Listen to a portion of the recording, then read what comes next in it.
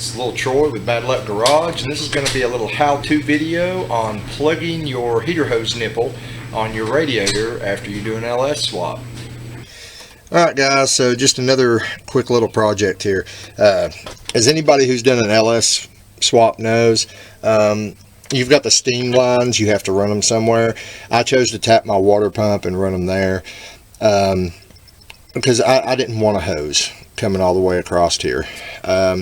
The problem is that left this little nipple here on my stock radiator.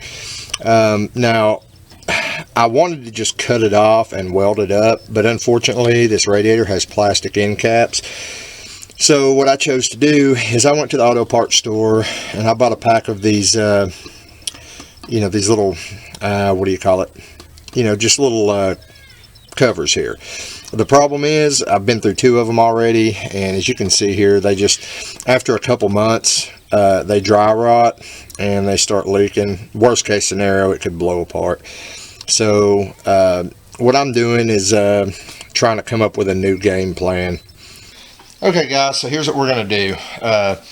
John has given me a piece of aluminum stock here, and we've cut some grooves in it to make the clamp be able to seal better. And real simple, what we're going to do is take a piece of heater hose. I'm going to cut it about that much longer than the nipple on the radiator, and then I'm going to cut this off here and cut it off here. And like I said, real simple, we're just going to stick the piece of heater hose on the nipple.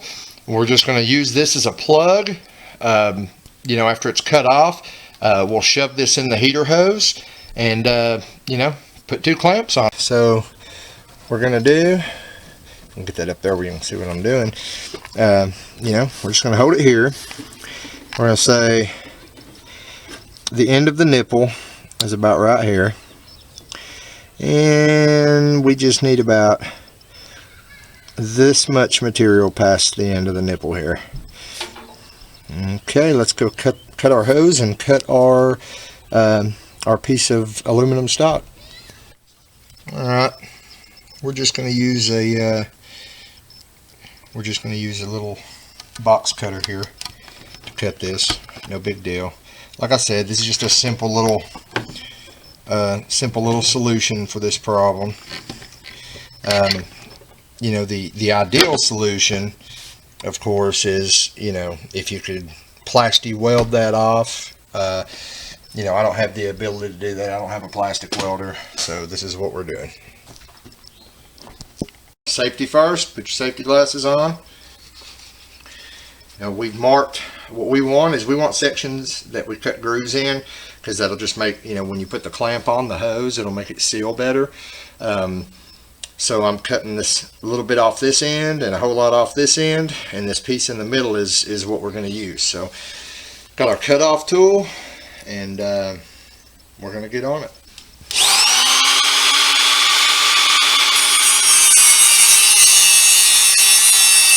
I got my piece cut off, but it's kind of crooked, so I'm going to try to flatten it out. And I don't really care what it looks like, but I don't want it to stick out past the end of the hose, so I'm just going to try to grind it off to where it's straight. We got our piece cut off. It's a little hot. We're going to wait for it to cool down and put it in the hose and put it on. Like I said, it doesn't have to be pretty, guys. It just has to do the job, which is sealing this up. And you know, this heater hose is going to last a long time. You know, it may not look like the prettiest thing sticking out from that nipple, but at least it's going to last a long time. It's not going to, I'm not going to have to keep replacing, you know, the little plug covers, whatever you want to call them. I'm not going to have to keep replacing those every couple months. Alright, so our piece is cooled down enough for us to use now. So we're going to just cram that in the end of the hose, like so.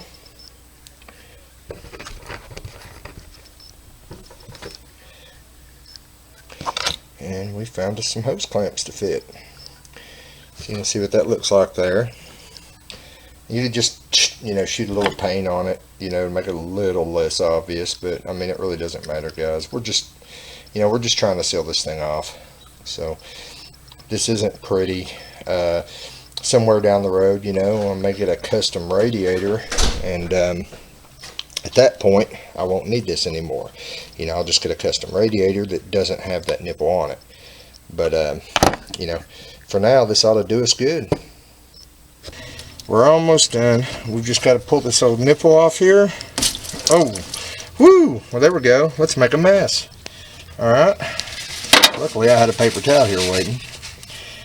And we're just going to put our new little assembly we made. Slide that on there.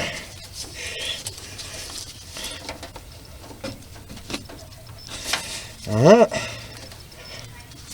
Now, like I said, it may not be the prettiest thing in the world. We just got to tighten this clamp, and now I have to wipe a little bit of coolant off, and we're all done. There you have it. That's plugging your radiator heater hose outlet after an LS swap. That was how to plug your heater hose nipple on your stock radiator after doing an LS swap. And now that's one way you can do it. Like you saw I had in there. You know, you can always buy those little rubber caps. They just don't last long. Ideally, if you have metal end caps, just have it brazed or welded. You know, shop's not going to charge you much to do that, but if you're in the situation like I'm in, you've got plastic end caps, and you know, you've got to plug that off. You don't really care how it looks right now. You just need something that's functional. That'll work. And I also want to add on a side note that, you know, you don't have to go out and get a piece of aluminum stock and do that. I mean, you can find a large bolt. You can go to Lowe's and just buy a large bolt and cut the head off, or not cut the head off. It's whatever you prefer to do.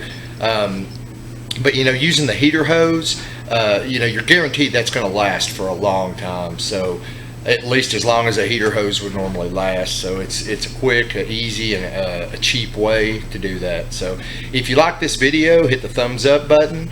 If you want to see more, hit the subscribe button, and I'll see you next time on Bad Luck Garage.